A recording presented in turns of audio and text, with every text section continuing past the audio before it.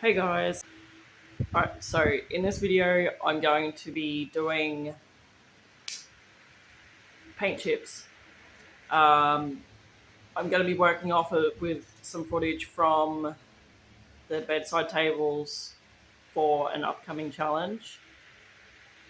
So I'm going to do the best I can to explain things as I go, but I'm also going to be testing out some other things to try and find something that works better because, as you will see, some of it didn't really work out so well and I had a few issues. I've got more than a few issues. But anyway, um, so yeah, hopefully, if you want to give this a go, you can at the very least learn from my mistakes and have a better go at it yourself. All right, let's get straight into it. All right, so this was my first mistake straight out of the gate, was using plastic. I've seen things where people had used plastic to do it, and so I just went with plastic. I don't know if my plastic was too thin or what, but it just did not work. I don't have footage of me trying to peel it off of the plastic, but when I came back the next day when it was all completely dry, I tried peeling it and it just tore the plastic. I also tried doing it on two other different types of plastic. It still didn't work. I tried doing it on baking paper, and I don't know if it was just because of how thin I brushed it on or what, but it just kind of made the baking paper soggy, and it just didn't work, and it was just not right. So the next thing I tried was Googling it, and what I found was that you get the best result by mixing plaster of Paris through your paint. I couldn't tell you exactly how much I added, but I just kept adding it and stirring it through the paint until it was about the consistency of, I don't know, thick toothpaste. And as you can see this time, I was trying foil. After going through the whole process, I'd say you really want to aim for spreading it out to about a millimetre thick. Any less, and it kind of just crumbles into a powder. Any more than that, and it holds its shape and stays together, but it's harder to get it to stick to the surface and it's more sanding work. So you'll see here this part is really, really thin, like way too thin, and as you can see, it's just way too brittle and is just making pieces way too small. After about 4 hours of picking it away like that, I realised that I could flip it over and very, very carefully peel the foil off the back of the paint. And this saved me a whole bunch of time. Yes, it still required a bit of picking and fiddling around, but it still got the foil off and it was a lot quicker this way. And once I got all the foil off, I was able to do this, and this was so satisfying. Like, this was the best part of it all.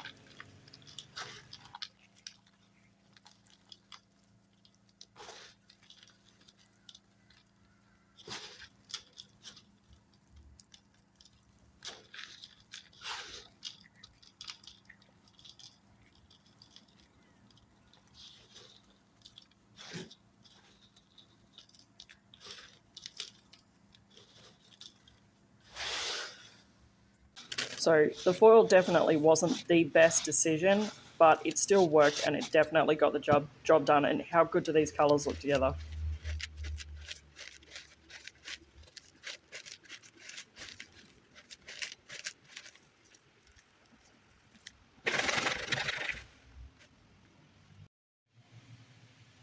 Okay, so now I'm going to test it out on baking paper. I'm going to do a section with just straight paint and then a section with some plaster of Paris in it. And then a third section, I decided at the last minute to do with a really thick paste of plaster of Paris. And once those are dry, we will peel those off and see what comes out better and what is the easiest.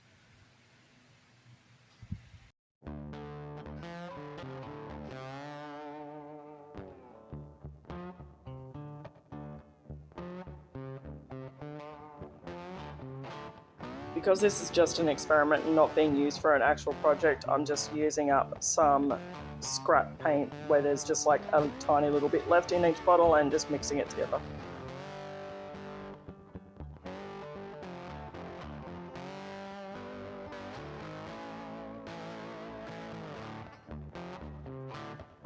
So this first section is just straight mineral paint, and I know this will peel straight off, so I'm not concerned about that.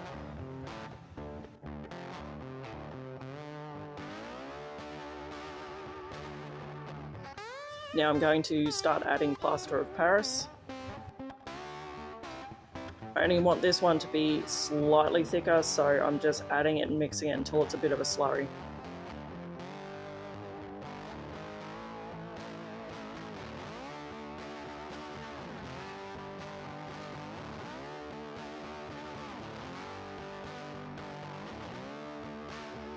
For the third section, you can honestly see just how thick it is. Like, I made it really thick. I wanted to see if it would turn out better this way, if it's more crumbly, if it's too powdery. I don't know, but we'll see. Okay, so all three of these are completely dry. I helped it along a bit with the heat gun so I can get it done today. I'm lettering them so that I don't forget which one is which, and then cutting them up into sections.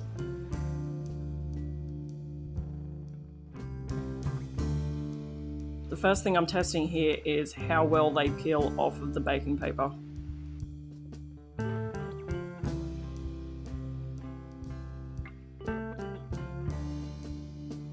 This first one, without the plaster of Paris in it, peeled off really easy once I got it started, and it kind of felt like I was peeling off a skin. It's no different to when you peel paint off a container that you've been painting out of.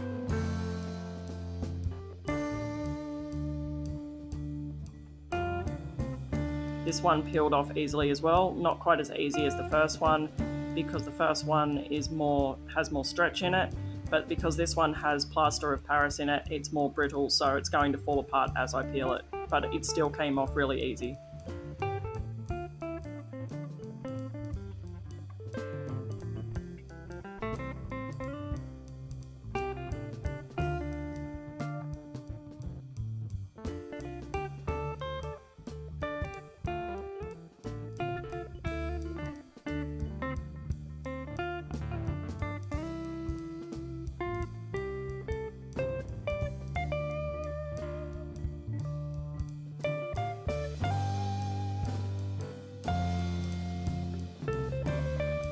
This one was slightly thicker and again more brittle because it had more plaster of Paris in it, but still came off super easy without any issue.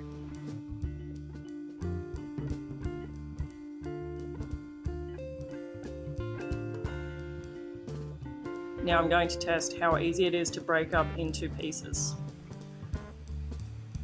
I instantly dislike this one because you can see how stretchy it is, and when pulling it apart, it kind of takes on very uniform pieces with very straight edges, and it wasn't the look that I wanted for paint chips. It's not easy to pull it into smaller pieces, so you'd have to sit here and literally, pick it to pieces for a fair while, I think. Definitely not my favourite.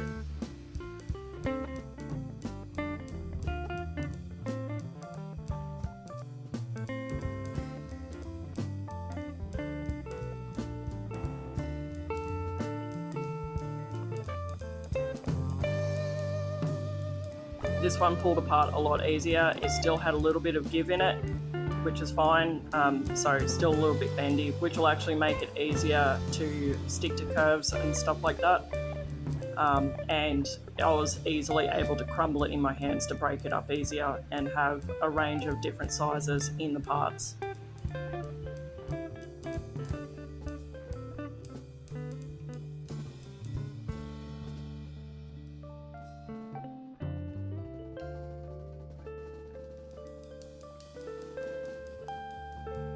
This third one with a lot more plaster of Paris in it was, of course, a lot more brittle and broke apart easily. It didn't have as much bend in it, and, of course, was really easy to crumble in my hands and make an array of different sizes of pieces.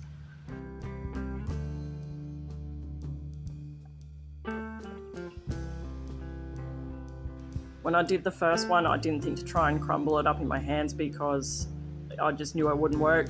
So I've grabbed it here just to give it a go, and it's kind of just balled up.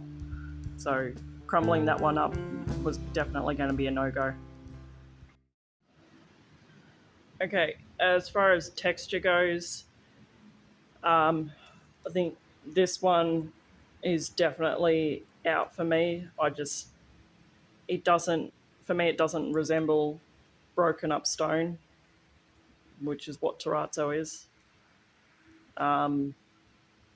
This one is not too bad. Like, it'd definitely do the job having the smaller amount of plaster of Paris in the mixed through the paint.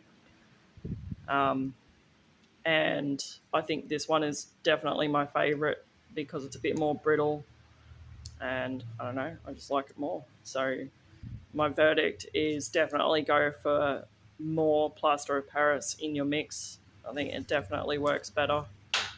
Like, this one still has a bit of bend in it, so it won't be as easy to break up. See how I'm folding that up? Like, it still works,